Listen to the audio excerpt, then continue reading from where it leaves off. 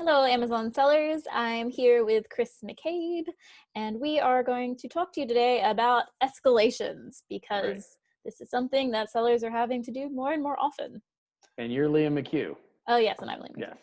No one cares But who I am. It's fine. let's talk about escalations. It's becoming more and more important because we constantly hear from people who say, I can't get Amazon to review or answer my appeals. Right. Right.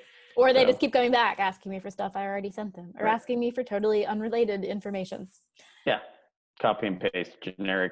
Give us more details. Give us more information. What kind of information would you like? Oh, we're not sure. Just Just more. more. Yeah. And then they're like, too long, didn't read. Right. Yeah. That happy medium gray area that no one can describe to you in any meaningful way. It needs more information, but it needs to be shorter. Yeah.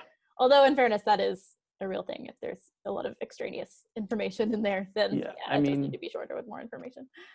Escalations have changed is the bottom line over time. They're getting tougher. So we wanted to do this quick video to cover an article I have on how to escalate the right way. And And we'll link to that tips. below, or maybe it is below this video, depending on where you're watching it. Right, exactly.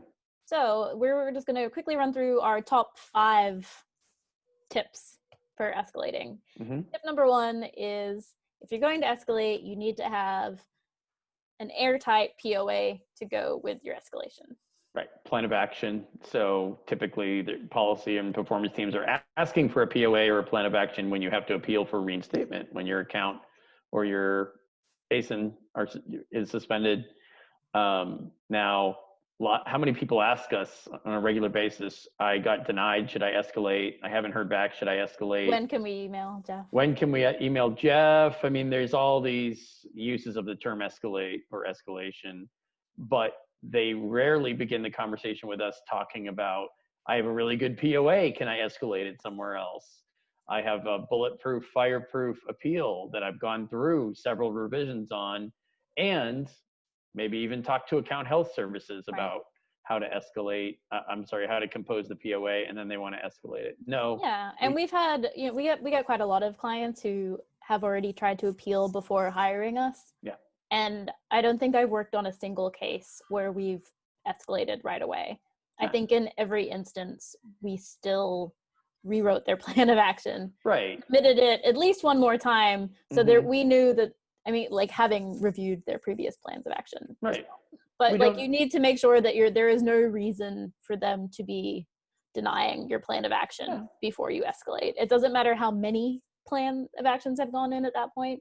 If they're not good, then writing an escalation letter is not going to help. Right. Just demanding attention, but wanting attention for the wrong kind of document does not further your cause. Exactly. And makes it more likely that they'll just give up on you and pull the plug and stop responding. So obviously we've seen a variety of situations, different kinds of POAs. Some of them are close to the target, some of them are far away.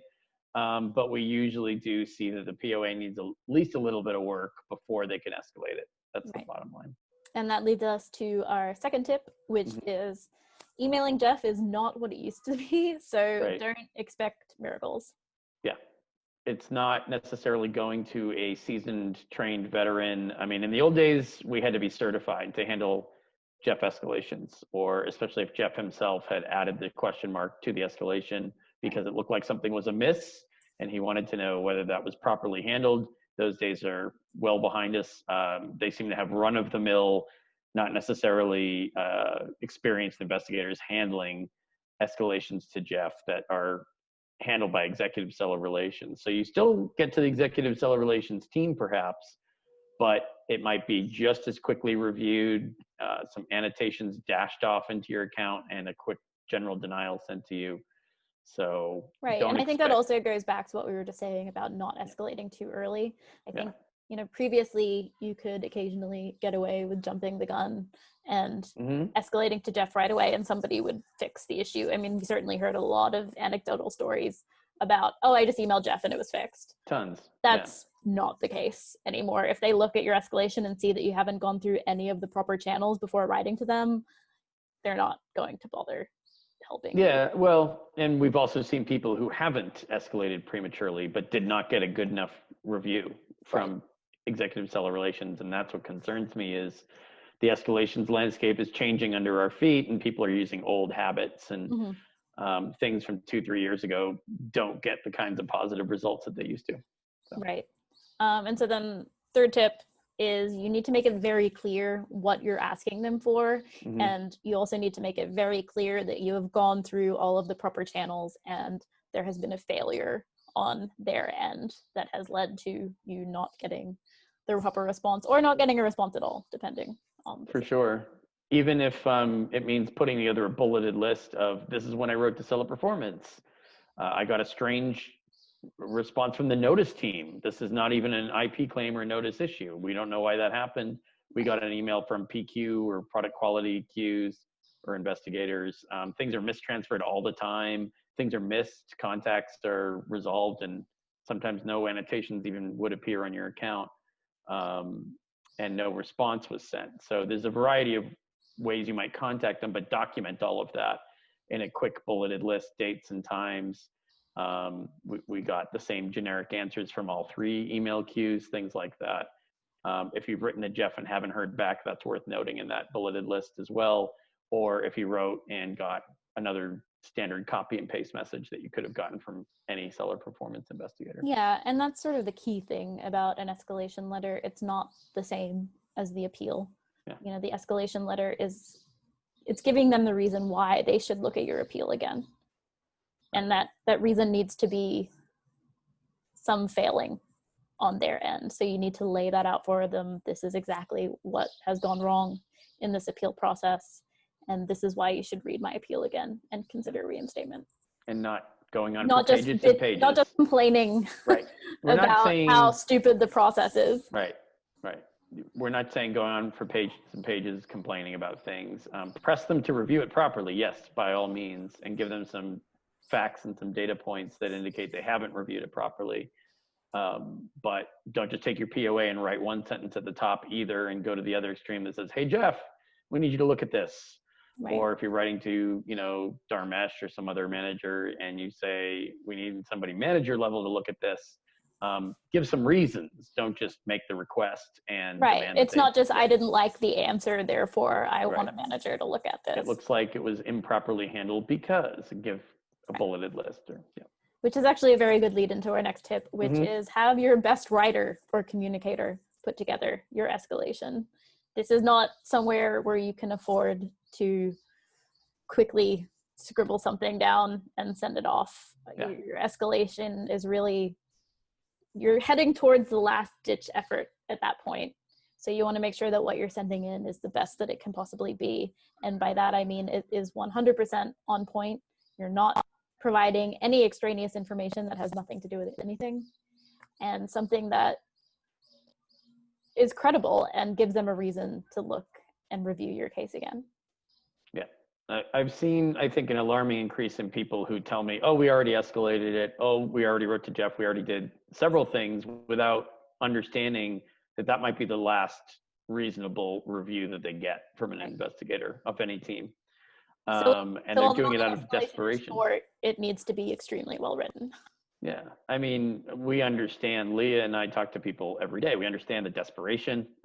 We understand the anxiety around this process, but that's not an excuse to compound your mistakes by, as she said, including information that doesn't belong in there, that just makes it longer. Filler doesn't help. Padding it with metrics or emotion does not help. They have less time than ever to review these. So make sure that content is well presented. Yeah. So, and then this is our last point actually, is you need to keep it tight and to the point, maximum a few paragraphs. Yeah. And each point that you make in your escalation needs to nudge them forward to reviewing your plan again. Right. You're already attaching or including your plan of action in most cases and adding this as an escalation letter. So of course, you're not looking to go much beyond a page and a quarter or a page and a half total for all of this. Including your plan of action, yeah. Including the POA. Yeah, definitely not a page and a half of any escalation. You're going for 2 to 3. And when we say paragraphs, we're kind of using that word a little bit loosely. We don't mean giant chunks of text that are repetitive. I mean, I would say 10 sentences, approximately max, depending on how far along in the escalation you are. Right. We understand that some of these cases are very developed and intricate and complicated, and you've got lots to say, but you do have to condense it and boil it down in some way, shape, or form, no matter how many details there are to address. Because if Right. you And think, chances are you're going to have to escalate it more than once. So you don't want to start at a page and then have to add more later. You want to start in the shortest way you can while giving them the key points. So then there's room to add more later as the case progresses and there's, more failings on their end to add to your letter. Definitely, because they are more likely than ever now to review things quickly, even at the senior investigator or manager level.